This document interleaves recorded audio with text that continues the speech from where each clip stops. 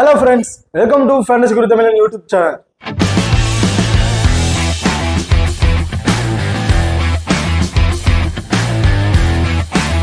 நீங்களும் நம்ம சேனலை சப்ஸ்கிரைப் பண்ணலைன்னா மறக்காம சப்ஸ்கிரைப் பண்ணிக்கங்க. இப்படி பக்கத்துல பெல் ஐகான் டச் பண்ணி ஆல் கொடுங்க.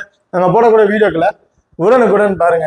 இன்னைக்கு இந்த வீடியோல டாடா ஐபிஎலோட 65வது T20 மேட்சை பத்தி தான் பார்க்க போறோம். ஸோ இந்த மேட்ச் யார் யாருக்குன்னு பாத்தீங்கன்னா Rajasthan Royals and Punjab Kings இவங்களுக்கு இடையில தான் நடக்க இருக்குது.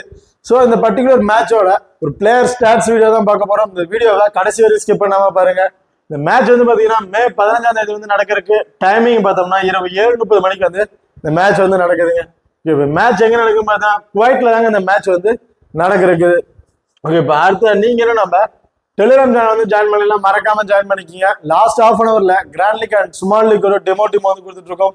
அது மட்டும் இல்லாம லாஸ்ட் ஹாஃப் அன் அவர்ல பிச்சு செக் பண்ணி பிச்சு எதுக்கு சாதகமா இருக்குன்னு ஒரு ரிப்போர்ட் கொடுப்பாங்க. அதையும் நம்ம வந்து டெலிகிராம் சேனல் வந்து கொடுத்துட்டு இருக்கோம். முக்கியமான என்னன்னு பார்த்தோம்னா லாஸ்ட் ஹாஃப் அன் அவர்ல டாஸ் போட்டதுக்கு அப்புறம் ரெண்டு டீமுக்கு பிளேயில ஏதாவது சேஞ்சஸ் இருக்கா அப்படின்னு ஒரு ரிப்போர்ட் வந்து கொடுப்பாங்க.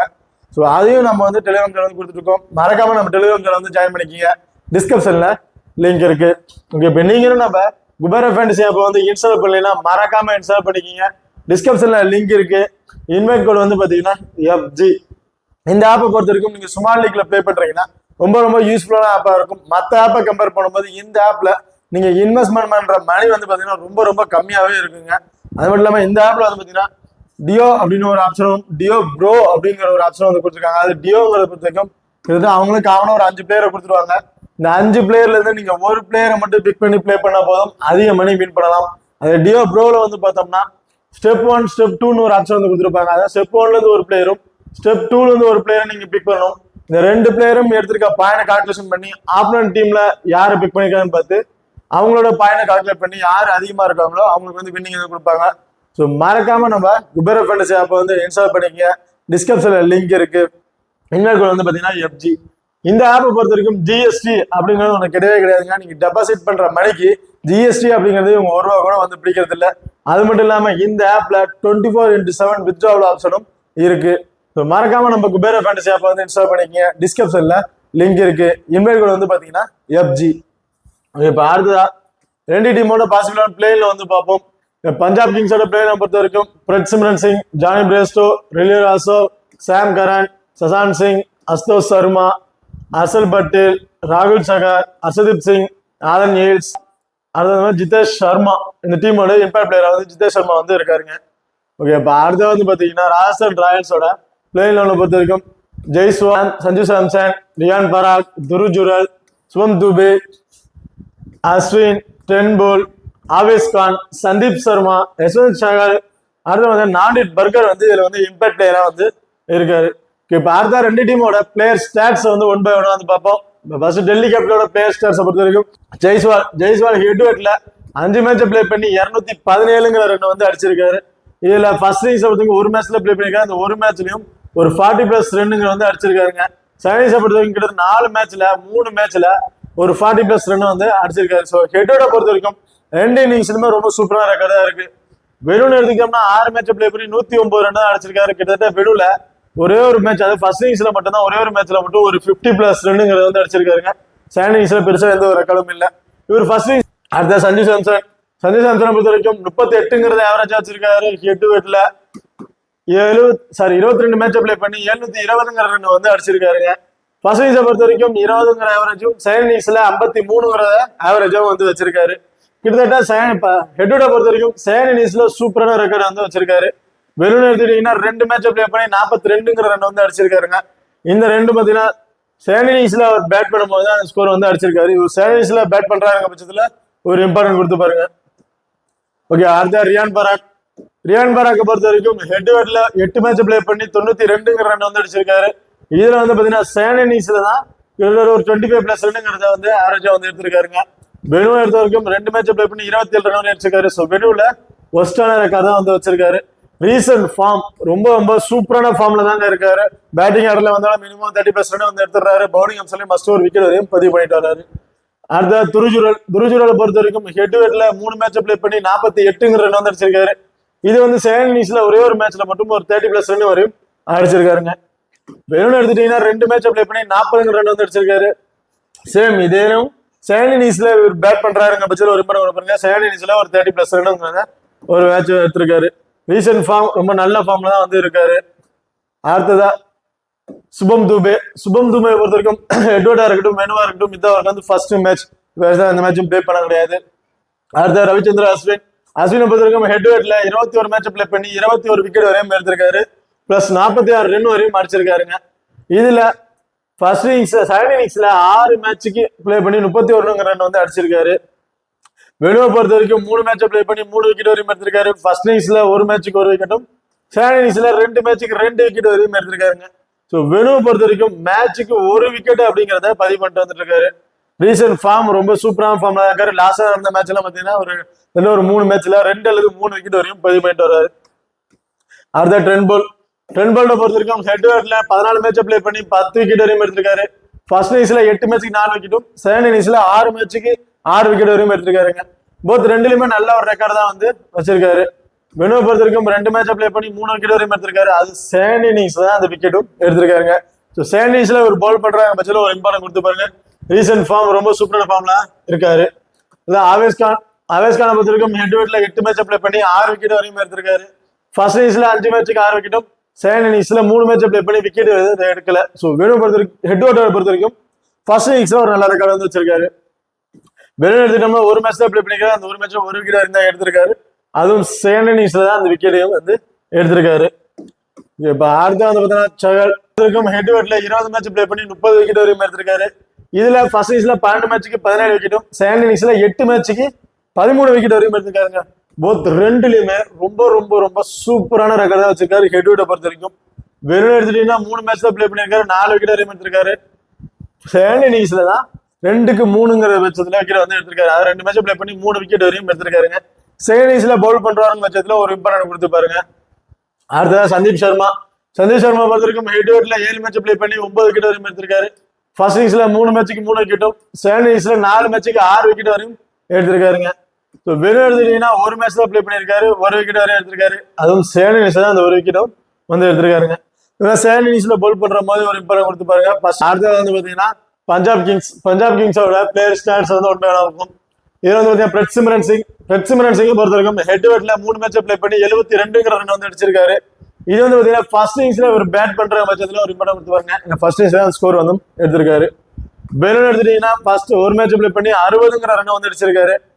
இது வந்து பாத்தீங்கன்னா ஃபர்ஸ்ட் இன்னிங்ஸ்ல பேட் பண்றாருங்க பட்சத்துல ஒரு இம்பார்ட்டன் கொடுத்து ஃபர்ஸ்ட் இன்னிங்ஸ்ல தான் ஒரு 50+ ரன்னுங்கிறத அடிச்சிருக்காருங்க.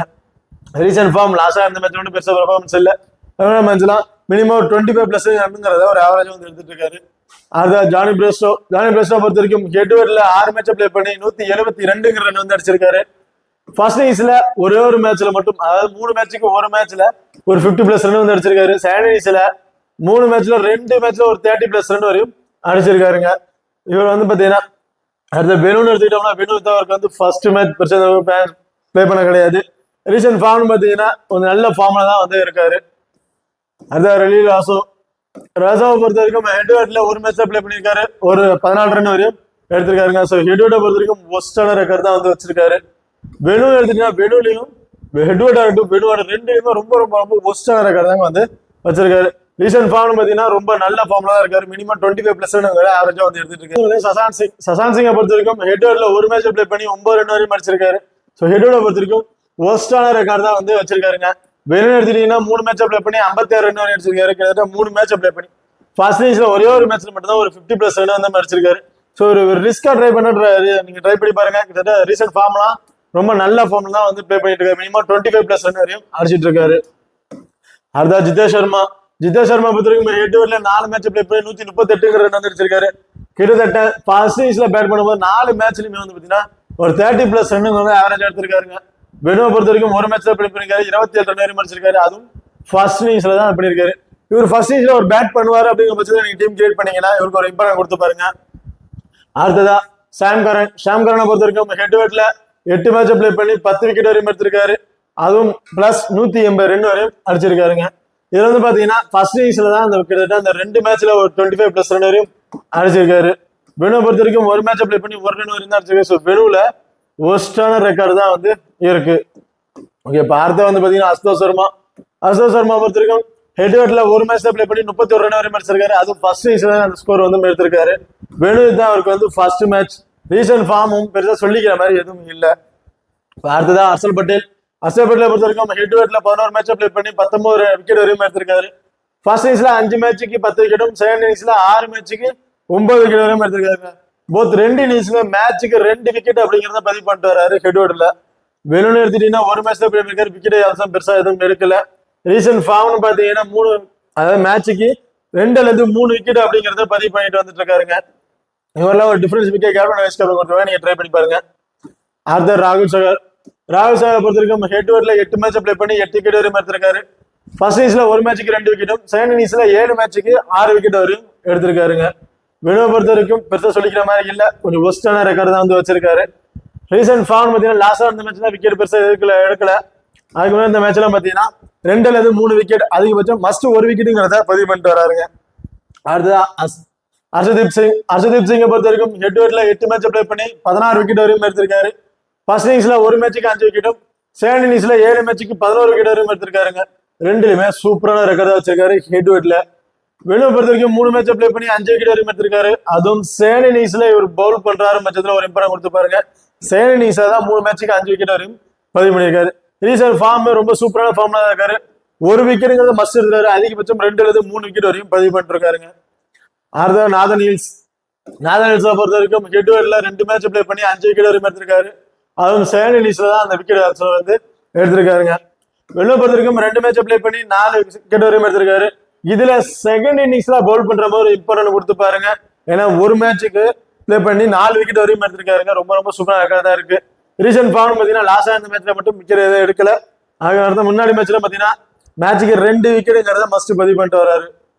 ஓகே ஃப்ரெண்ட்ஸ், அடுத்ததா பிளேயர் பேட்டில் வந்து பார்ப்போம். அதாவது பிளேயிங் லெவன்ல யார் யார் இருக்கா அப்படிங்கிற 2 டீமோட பிளேயிங் லெவலையும் பார்த்துட்டோம்.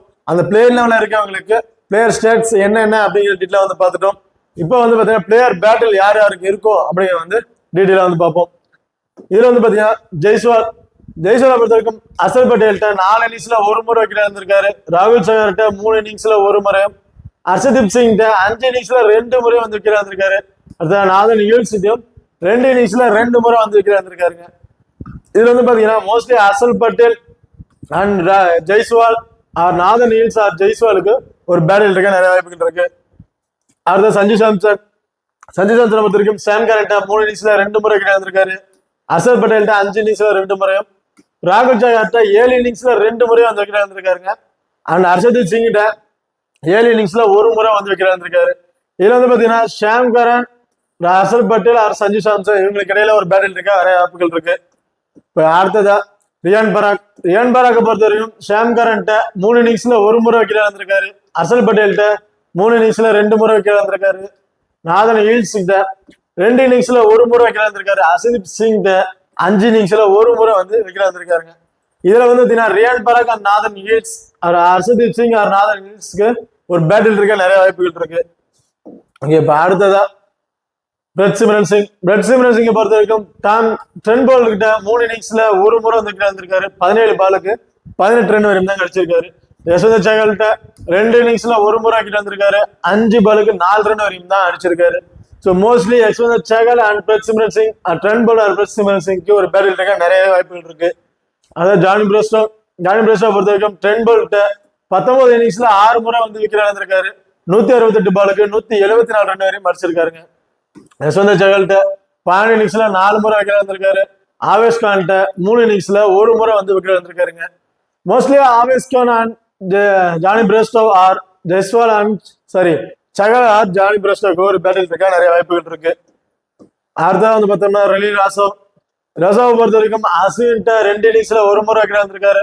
ட்ரெண்ட் போல்கிட்ட 6 இன்னிங்ஸ்ல 2 முறையும், நாண்டிட் பர்கர்கிட்ட 1 இன்னிங்ஸ்ல 1 முறையும் வந்து விக்கெட் இருந்திருக்காருங்க. இதுல வந்து பாத்தீங்கன்னா அஸ்வின் அண்ட் ரில் ராசவ் அண்ட் நாண்டிட் பர்கர் ஆர் ராசவுக்கு ஒரு பேட்டில் இருக்க நிறைய வாய்ப்புகள் இருக்கு. அடுத்து வந்து பார்த்தோம்னா ஷாம் கரனை பொறுத்த வரைக்கும் ட்ரெண்ட் போல்கிட்ட 4 இன்னிங்ஸ்ல 2 முறை விக்கெட் இருந்திருக்காரு. 18 பாலுக்கு 22 ரன் வரையும் தாங்க அடிச்சிருக்காரு. அதாவது நாண்டிட் பர்கர்கிட்ட 1 இன்னிங்ஸ்ல 1 முறை விக்கெட் இருந்திருக்காரு. 3 பாலுக்கு 3 ரன் வரையும் தான் அடிச்சிருக்காரு. So mostly Nandre Burger and Sam கரனுக்கு ஒரு பேட்டில் இருக்க வாய்ப்புகள் இருக்கு. ஓகே ஃப்ரெண்ட்ஸ், அப்ப அடுத்ததா கேப்டன் அண்ட் வைஸ் கேப்டன் ஆப்ஷனை யார் யார் கொடுக்கலாம் அப்படிங்கிறத டீட்டெயிலா பார்ப்போம். இதுல வந்து பாத்தீங்கன்னா சுமாலிக்கு ட்ரை பண்றீங்க அப்படின்னு பார்த்தா சஞ்சு சாம்சன் அண்ட் ஷாம் கரன் இவங்க 2 பேருக்கும் கேப்டன் அல்லது வைஸ் கேப்டன் ஆப்ஷன் கொடுத்து ட்ரை பண்ணி பாருங்க. ஏன்னா காமனா எல்லாருமே வந்து பாத்தீங்கன்னா இந்த ஆப்ஸ்ல வந்து பிக் பண்ணிருப்பாங்க.